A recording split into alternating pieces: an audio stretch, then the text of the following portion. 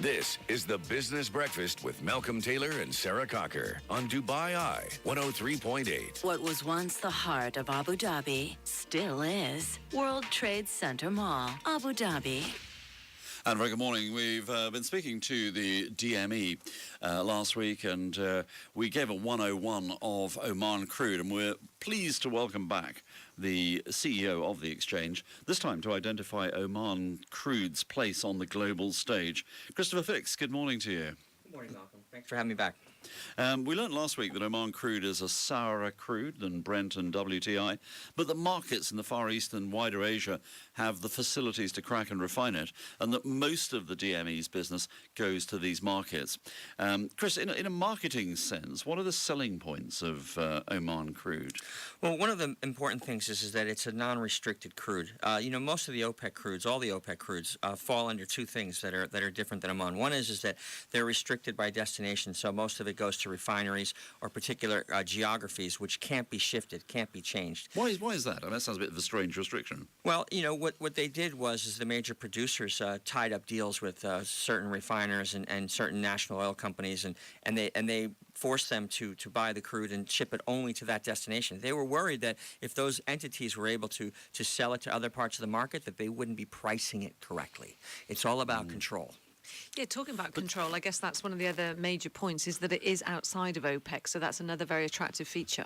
Yeah, and that's because when OPEC makes its cuts, that's not going to affect Oman. Whereas if you were buying 1 million barrels of Saudi crude and they cut it by 10%, then you would take 10% less of that crude, and we don't have any of those restrictions. So let me understand this correctly. You don't have those restrictions of shipping to an exact market. So what does that mean? I presume you wouldn't put it on a ship and send the ship off into the wild blue without actually knowing where it was going. I mean, how does it work? Well, it works in that we deliver the crude over the ship's bow in Min Al Fahal down in Muscat, and it goes wherever the market wants it to go. And that's very different, because if you're a refinery in Taiwan buying Saudi crude and all of a sudden you have an outage, well, you can't turn that crude back and you can't sell it anywhere else. You have to take that crude. But you can with Oman. With you Oman? Can divert or do what you want with it, really. That's right. You can sell it right back into the exchange, which also offers massive flexibility, or you can sell it to any other spot destination you want.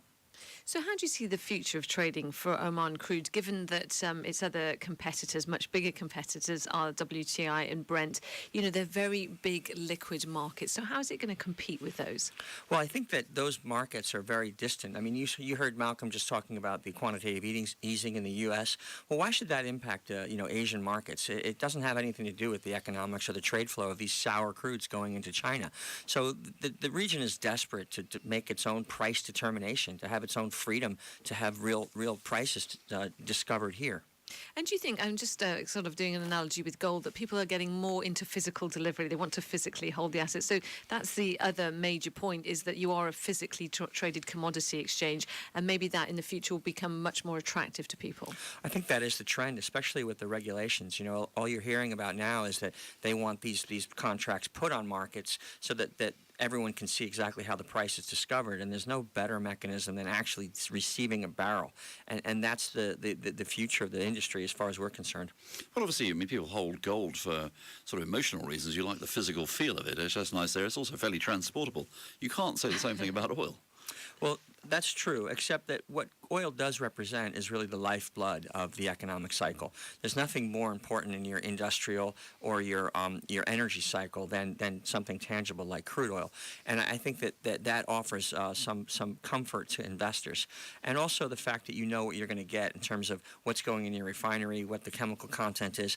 And I think that this is where there's a niche for us to play, or a role for us to play in the markets. Yeah, and as you say, that there is a level of comfort in having not a massive stockpile, because obviously that costs you money should the price change, but people wanting that physical stockpile maybe to ensure production and continuation of supply for their industries. Yeah, and that's the way you're going to actually represent. And what happens is that people who have exposure to energy, who doesn't necessarily don't want to take the physical, will need to index it against their pricing. If you're running other kinds of petrochemicals in your production facility, you still have crude oil underlying as the input that's going to matter to you. So they like having that ability to hedge something that's close to their own business, but also is solid from a financial perspective. Well, as you said, as Sarah said, I think there that the vast majority of your traded contracts on the exchange end up in physical delivery. I mean, discuss what you see as the long-term implications of that, really, vis-a-vis Brent and WTI. I mean, how different are their exchanges in that regard? Well, we have 90% physical activity in terms of the major players in the region. 90% of our business is done by large oil companies that are actually handling physical. But we're delivering about 1 in 8 contracts. So we have an 8 times multiple of trading. Now, that's different because in Brent and TI, it's 80% financial. So we have a very heavy emphasis with the people who are actually using the oil. Now, that's going to change a little bit because people who have exposure to oil, like factories or even school systems or even airlines, are going to start using these tools. And we see a lot of upside there, a lot of growth there to extend our multiple to 10, 15, 20 times the production of the state of Oman to represent the physical hedging that they need to do. But I guess it's hard to see a world where, as you say, yes, they're going to be slightly different because they have local factors in play. But when you see that the US is going to up their production by 7% this year, WTI is going to have still such a global presence. The thought of importing that oil into the region because Oman crude just can't keep up with the demand, it's always going to be impacted by that and held in a range as a result. Well, I think that WTI will be an excellent regional marker for economic activity in the U.S., but that still the predominant demand is going to be China, and there's no WTI that's going to go to China. And I think that we're going to be in a better position to represent that demand. And also, as the U.S. increases its production, that's less destination for barrels coming out of the Gulf. There's going to be a problem for them placing their barrels as a producer in the Gulf. We're talking about a UAE exchange here, the Dubai Mercantile Exchange, selling Omani crude oil in futures contracts. Just refresh my memory why we're not talking about UAE crude rather than Oman crude. Well, Oman basically had the foresight to go forward and say, listen, we want to price our oil differently. We want to use an exchange-based mechanism because we think that's the fairest and the best for us. And it's turned out to be very, very good for them because they never have a problem placing their barrels. In other words, people can come into the market 5-6 months ahead of time and buy Omani crude from the exchange, and they know exactly what they're getting and what price they're paying. Nobody else in the Gulf does that. And I think that they were basically on the front foot in terms of seeing what the future of the markets were going to look like.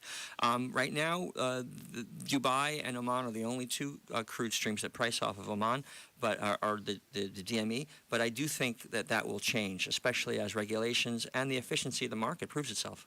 How much do you think it's helped the exchange that both the UAE and Oman are stable countries and that many traders and finance professionals have chosen to call Dubai their home?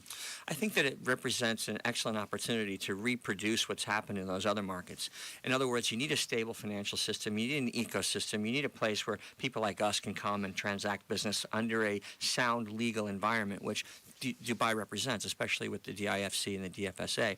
And that gives our customers comfort to put billions of dollars down on the exchange to trade. And that's really a key element, Malcolm. And I think that's given Dubai a huge, lift. And, of course, without that environment, there'd be no business breakfast either, so the world would not be the same. Christopher Fix, the CEO of the Dubai Mercantile Exchange, thanks very much indeed for coming in and talking to us again. Always a pleasure. This is the Business Breakfast.